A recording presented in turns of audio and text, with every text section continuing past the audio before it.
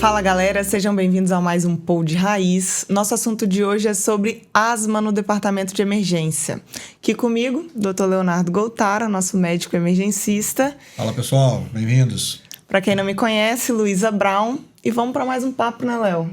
Sempre, cada vez melhor tá ficando isso aqui. É isso, eu tô me apaixonando também. E fala pra gente, Léo, tem muito asma aí no seu plantão? Tá pegando muita crise de asma? A asma no plantão é... Todos.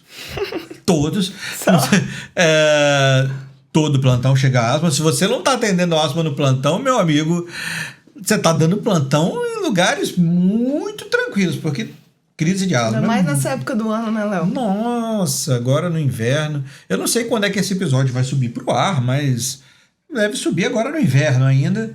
Então, com certeza. Asma é uma enfermidade muito comum que afeta tanto crianças quanto adultos, né? Aquela apresentação bifásica da asma, costumam ter uma melhora, né? Pega as crianças menores ali, depois dá uma melhorada, depois volta a atacar nos adultos, e que tem risco. Uma crise de asma grave pode sim levar o paciente a óbito, e que mesmo quando não é tão grave, quando não leva o paciente a óbito, é uma enfermidade que traz desconforto, que traz falta de ar, que traz sofrimento, que traz tosse. É horrível. É horrível. E aí, quando a gente fala do departamento de emergência, né, a gente não fala só da asma em si, não é mais a asma ambulatorial, né? São as exacerbações da asma, né? Aquelas crises que levam o paciente a procurar o pronto-socorro. E aí tem algum fator precipitante, Léo? Alguma coisa que piora, assim, que faz esse cara exacerbar uma asma aí?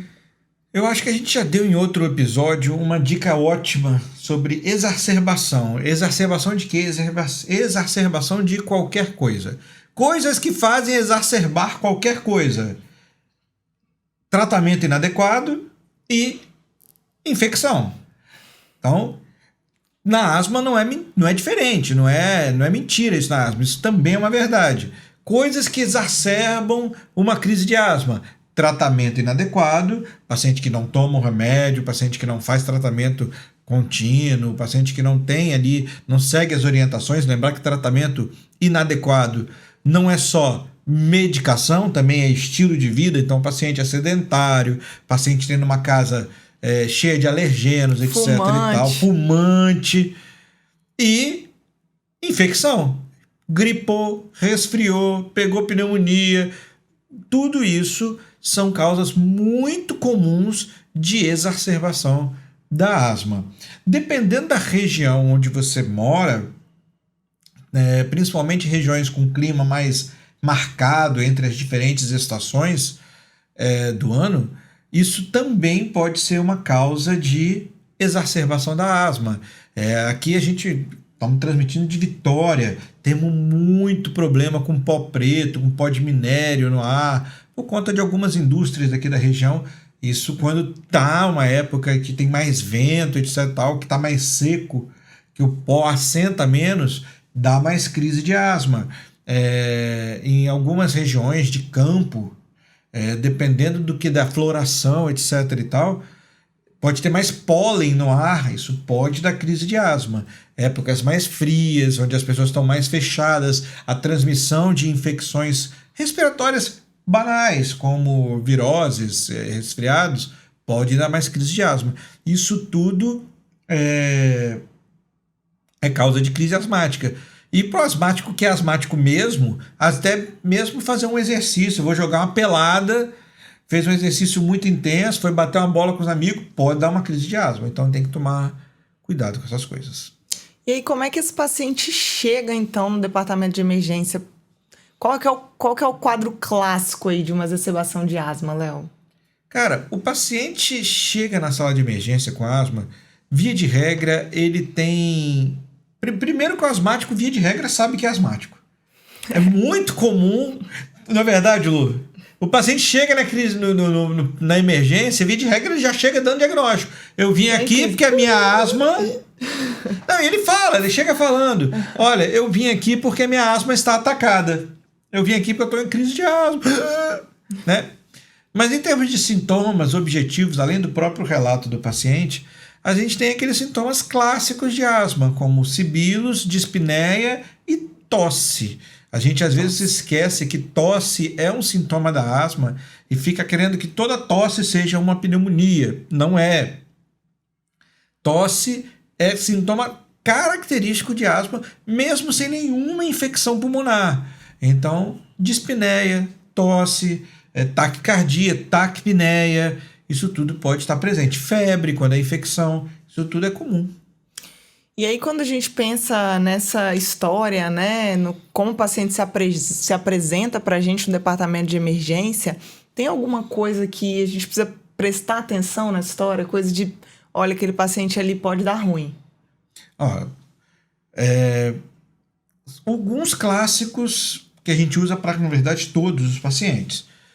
Uso de musculatura intercostal, batimento de aleta nasal, dessaturação, hipotensão, febre, taquipneia, eu acho que eu já falei, não sei se foi taquipneia. Tudo isso é ruim. Tudo isso é um sinal de alerta, tudo isso é um red flag. Tem um outro que também é importante, que é histórico de já ter sido internado por asma. Ou ainda pior, histórico de já ter sido entubado por asma. Se o paciente já foi entubado por asma, arregala os dois olhos, fica muito ligado, porque essa é uma asma grave. Essa é uma asma que tem um potencial de ser fatal com muita facilidade.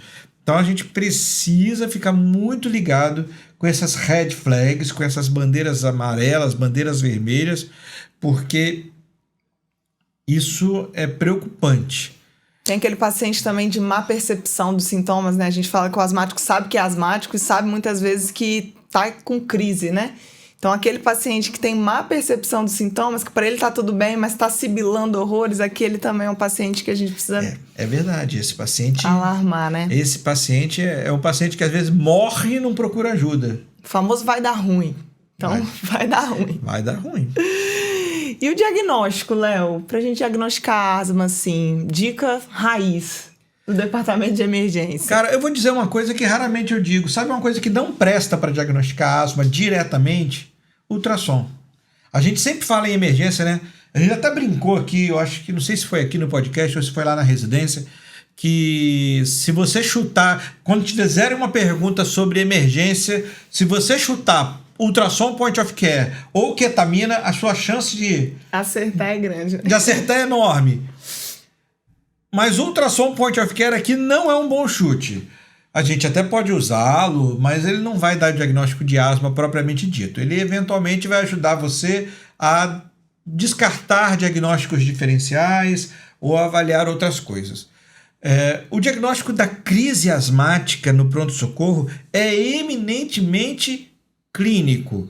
É história e exame físico. História e exame físico. É uma história de ter tido asma na infância, de ter chiado, uma história de atopia, uma história de dispneia, uma história de tosse associada a alguma mudança climática, mudança do estado basal do paciente, associado com o exame clínico, com característicos sibilos expiratórios, sibilos que começam como no final da expiração, é o sibilo teleexpiratório no final da expiração, que passam a ser holoexpiratórios, que passam a durar a expiração inteira e que eventualmente pode passar a sibilar em todos os momentos. Isso é muito característico. Então vamos fazer aquele exame físico bem feito, auscultar os dois pulmões, bases, terços médios, ápice, ausculta num cantinho, procura, porque isso é muito característica e somado com a história de ter asma, com a história de dispneia, com a história de tosse, isso vai te dar o diagnóstico. Exame, não vai ter um exame específico de asma, seja o ultrassom, já falei que não dá diagnóstico de asma, o raio-x de tórax não dá diagnóstico de asma, a tomografia não dá diagnóstico de asma, e uma coisa que pode ajudar muito, que todos os livros no universo vão falar, e que não tem lugar nenhum, caviar. Você sabe o que é caviar? Nunca vi nem comi, só ouço falar. Ainda bem que eu não sou cantor, sou professor. Se eu fosse cantor, eu tava passando fome. Provavelmente vocês tiveram os piores segundos do podcast na história até agora, me ouvindo tentar cantarolar alguma coisa. Mas o que é caviar? Aquela coisa que você nunca viu nem comeu, só ouve falar. Pink Flow. Pink Flow. E todo lugar tem, né? Cara, você vai lá ler no livro, tá lá escrito Pink Flow. Eu não sei que lugar que é esse que tem, né, gente? Porque... Tem na pra prova. nós, se você vai fazer uma prova, se você vai fazer um concurso, se você vai fazer a prova de título da Abramed, da AMIB, da Sociedade de Clínica Médica, vai fazer um concurso qualquer, prova de residência, e te perguntarem qual é a melhor maneira de avaliar a gravidade da crise de asma no pronto-socorro, pode marcar Peak Flow, pico de fluxo expiratório. Essa é a resposta correta. Aonde tem esse bendito dispositivo que mede Peak Flow? Nunca vi na vida real. Na vida real. Se tiver nos Sirius e Einsteins... Nem no particular, eu acho que não, tem. Nem nos particulares. Talvez vai encontrar nos sistemas premium, como Sirius, Einsteins e coisas que o valem, moinhos de vento. Abraço para o meu amigo Varela, se ele um dia estiver ouvindo esse podcast. Nos hiper premium, talvez a gente consiga medir Peak Flow na sala de emergência. Mas fora isso, é caviar, é coisa que os livros falam, tá validado, tem evidências, tem trabalho, mas que na prática a gente não usa porque não tem disponível. Então, diagnóstico clínico, não é tomo, não é raio-x, não é laboratório, não é ultrassom. Peak Flow não é porque nunca tem, e é diagnóstico clínico que a gente vai falar, vai olhar o paciente, vai examinar o paciente, falar isso é uma crise de asma, e aí a gente vai abordar. Os demais exames é para diagnóstico diferencial mesmo, né? Você descartar aí uma insuficiência cardíaca associada a pneumonia, alguma outra coisa assim, uma infecção, né? Enfim. Não, precisa fazer os demais exames, porque a gente precisa, primeiro, descartar os diagnósticos diferenciais, como você está falando, e segundo, mesmo dentro da crise de asma, diagnóstico clínico, crise de asma, tá, você precisa investigar causa, né? qual que é a causa. Né? Tem pneumonia, tem Covid, tem sei lá o que, você precisa investigar, então precisa de ter exames. Agora, não são os exames que vão dar o diagnóstico, é você e a clínica. E aí, Léo, então a gente tem um paciente grave, a gente tem uma exacerbação de asma grave que o cara lá da porta atendeu e levou pra gente no departamento de emergência. Quais são os principais pilares aí do tratamento para essas exacerbações de asma? Bom, qualquer paciente grave vai passar pelo mesmo pilar, né? Monitorização, oxigênio e um acesso venoso. Vamos começar pelo básico do básico, o tal do MOV. Monitor, oxigênio e veia. Agora, para asma, sendo uma doença respiratória, eminentemente respiratória, a gente não pode deixar de utilizar a via respiratória, a via inalatória, como método de resgate para esse paciente. Então, assim, a pedra base, a pedra de corner, the cornerstone ali, a pedra fundamental do tratamento da crise asmática é beta-agonista inalatório de ação curta. Para ficar num exemplo, salbutamol. Salbutamol. Outro exemplo que desapareceu aí do mercado, fenoterol, o antigo Berotec. Mas salbutamol tem fácil, tem disponível. É inalatório, tá? Não é parenteral, não é venoso, não é subcutâneo, não é intramuscular. É salbutamol inalatório. Inala aquilo para fazer a broncodilatação. Isso é o básico do básico. Se você não fizer uma bela dose de salbutamol para os pacientes, não vai resolver. Além do salbutamol, nas crises mais graves, a gente pode lançar mão de outras coisas. Corticoide, tanto inalatório quanto sistêmico. A gente pode lançar mão de hipatrópio, o velho atrovente, via de regra inalatório. A gente pode lançar mão de sulfato de magnésio, eventualmente até de adrenalina de resgate.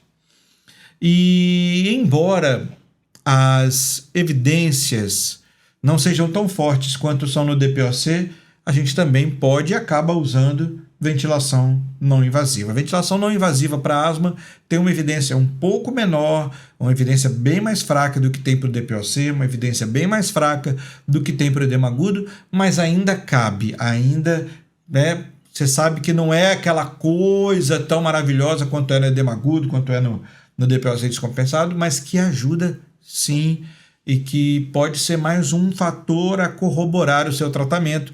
Lembrando, eu vou repetir, que a pedra de canto, a pedra de Corner ali, a pedra fundamental, é uma bela dose ou algumas belas doses repetidas. Não ter medo do salbutamol, né, Léo? De salbutamol. Não pode ter medo.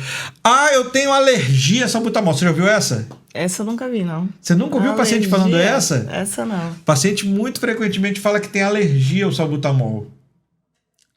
E, na verdade, o que a grande maioria deles não tem alergia. Eles têm reação adversa. Aham. Nem toda reação adversa é uma alergia. A gente tem pacientes que têm... eu tomo salbutamol, fico me tremendo inteira. É horrível. Eu sei. Mas precisa. Exatamente. Então, não tenham, assim, a gente até orienta, né? Você vê aquele clássico de orientação ambulatorial mesmo. Em caso de crise, 4 jatos de 4 em 4 horas. Então, assim, 4 jatos a gente faz em casa. O paciente faz sozinho. Chegou para você uma exacerbação grave, lá para cima. Quantas doses? 10 jatos para lá. Paciente entubado, às vezes a gente faz o dobro da dose. Então, assim, não tenham medo do salbutamol. Isso não só no adulto, mas na criança também. Criança responde muito bem, porque tolera a taquicardia, né? Então, a gente resgata mesmo sem medo. E não confundir. Alergia, que muitos deles falam, isso é muito comum de ouvir esse relato com muita frequência, alergia com efeito adverso. Eu fico com uma taquicardia horrível e fico com uma tremedeira, fico me tremendo todinha. Tá, mas isso não é alergia. Isso é efeito adverso. Se for muito intolerável para o paciente, ok, você vai tentar contornar, mas não se prenda 100% a isso. Pode ser que você use salbutamol do mesmo jeito. Exatamente. E alguns casos, assim, muito refratário, eu vejo muito mais incomum, que é usar o salbutamol venoso, né? Ter que apelar para o salbutamol venoso. Até terbutalina, eu já vi não tem mais evidência muito para usar, né? A galera mais antiga que opta por isso, mas mais raro, né, Léo? A gente já começa a entrar no nível J18 de evidência, né? Em vez de falar em 1A. É isso aí. As metilxantinas, aminofilina, salbutamol venoso, isso já começa a ser meio que mandracaria. E começa a se perguntar, algumas perguntas ficam no ar quando eu vejo essas prescrições. A primeira é que se, de fato, foi feito dose adequada do tratamento ouro. Salbutamol, ipatrópio, corticoide. Né? Sabe, se salbutamol, corticoide, ipatrópio foi feita uma dose adequada, eu fico muito me perguntando se realmente precisa. Não, eu tenho certeza que o tratamento ouro foi feito de forma muito adequada, já fiz até um magnésio adequado, etc e tal. E aí o paciente persiste em uma dispneia franca, e aí eu vou fazer terbutalina. Eu falo, cara, você já fez o tratamento ouro todo adequado, o paciente persiste em dispneia franca, como diria Bela Gil, você pode estar substituindo o seu desespero de usar terbutalina por uma intubação para o paciente, preferencialmente com uma droga que seja broncodilatadora, que nós usar. Amamos, né? Tem ketamina, pode usar. Ketamina é uma boa droga para entubar o paciente com asma, porque é broncodilatadora. Propofol é broncodilatador.